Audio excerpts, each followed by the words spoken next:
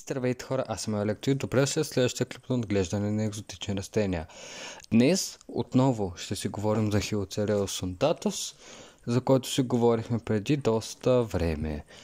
Преди около 5-6 месеца плюс-минус този клип, който беше за Хилоцереус undulatus, беше малко с недостатъчно добро качество, отколкото на мен ми се искаше.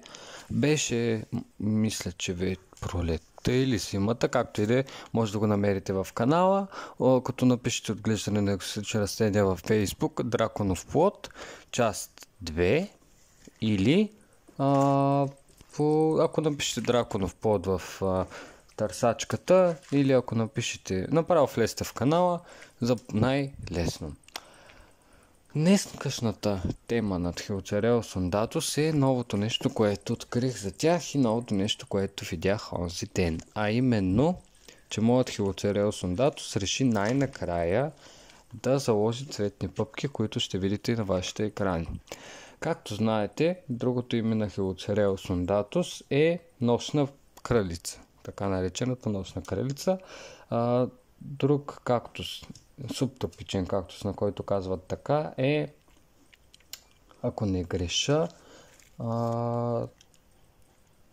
епифилиума, извинявам се, забих, избягаме как се казваше, епифилиума, който е един род с драконовия плод, но той не дава никакъв плод. Прецъфтява, мисля, че горе-долу цветовете са им едни и същи, даже ако не греша, рода им е един. Сега ще ви кажа как беше рода, малко Цереус мисля, че им беше рода на тези кактуси. Може да говоря глупости, но може да проверите и сами. Хилоцереус undulatus мисля, че е единственият, който дава плод.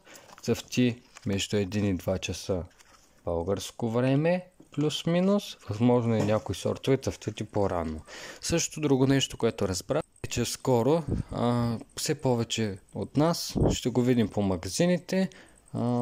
Един известен бранд, да не споменавам точно кой, прави рекламна кампания на драконовия плод. Може да погледнете компаниите, главните компании. Една от най-големите компании, тази, за която аз ви говоря,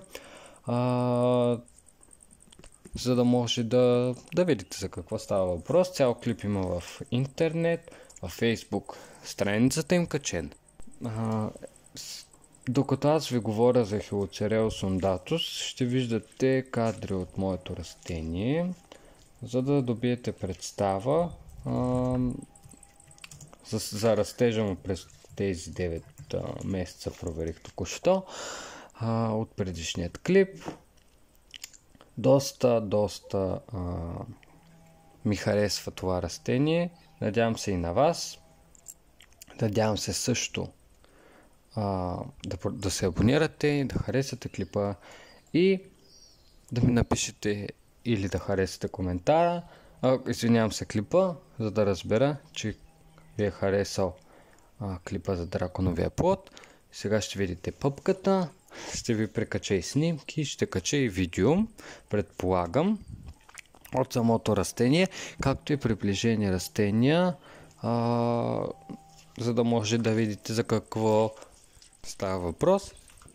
Най-вероятно ще се опитам да ви покажа и другия драконов плод, който е Исис, мисля, че се казваше, който е малък още за цъфтеж. Също другото, което забравих да ви кажа, е, че и двата драконови плода решиха да отцъфнат заедно и аз сега имам цели 6 пъпки.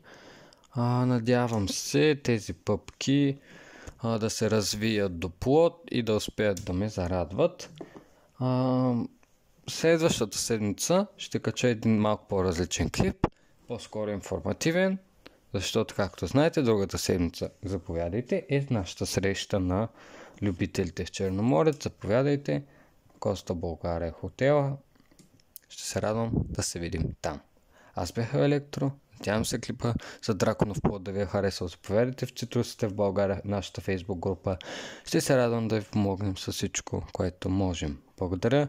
и бай-бай!